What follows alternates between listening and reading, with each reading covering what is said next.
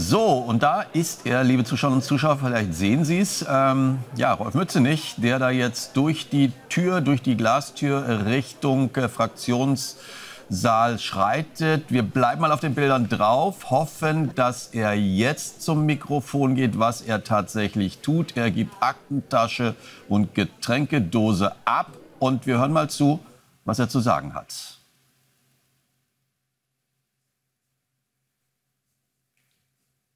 In der S-Bahn gefangen, deswegen müssen Sie mit mir allein Vorlieb nehmen. Ach, es kommt. Bitte, du. Ja, guten Morgen und herzlich willkommen zum Pressestatement unseres Fraktionsvorsitzenden Rolf Mützenich. Er wird ein paar Worte sagen und dann können Sie noch ein paar wenige Fragen stellen, bevor die Fraktion beginnt. Vielen Dank. Ja, vielen Dank, dass Sie eingesprungen sind. Also, meine Damen und Herren, vielen Dank für Ihr Interesse. Wir werden jetzt in unserer Fraktionssitzung vor Beginn des Plenartages am Freitag noch mal uns darüber informieren, was mit den parlamentarischen Geschäftsführern aller demokratischen Fraktionen vereinbart worden ist. Wir wissen für diese Sitzungswoche und wie es auch weitergeht. Aber die entscheidende Frage wird natürlich sein, dass der Bundeskanzler uns darüber berichtet, wie seine Gespräche mit dem Oppositionsführer gewesen sind. Und das, was ich danach öffentlich gehört habe, ist für mich, was nicht gut klingt und insbesondere, wo erneut wieder ein Popanz aufgebaut wird. Es wird allein über den Termin gesprochen. Ich bin der Meinung, das interessiert die Familien, das interessiert die Arbeitnehmerinnen und Arbeitnehmer, die Bürgerinnen und Bürger in Deutschland überhaupt nicht, sondern sie wollen eine verlässliche Information darüber, steigt das Kindergeld, haben wir eine Sicherheit beim Deutschlandticket. Schaffen wir es endlich, um die Energiepreise zu drücken, gerade bei den energieintensiven Unternehmen auch Hilfen anzubieten?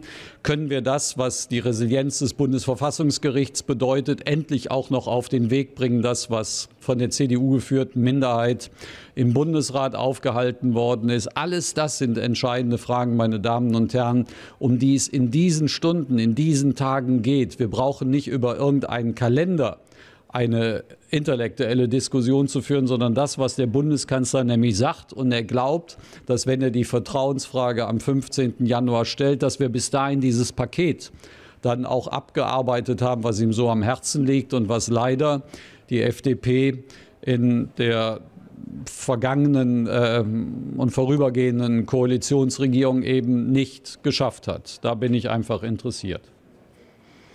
Vielen Dank, Herr Mützenich. Gibt es jetzt spontan Fragen an diesem Punkt? Sehr gerne. Können Sie ein bisschen lauter, das tut mir leid. Was erhoffen Sie sich denn davon, dass man die Vertrauensfrage erst am 15. Januar stellt? Weil es ist ja absehbar, dass die Union bei den Gesetzesvorhaben im Bundestag nicht mitmachen wird.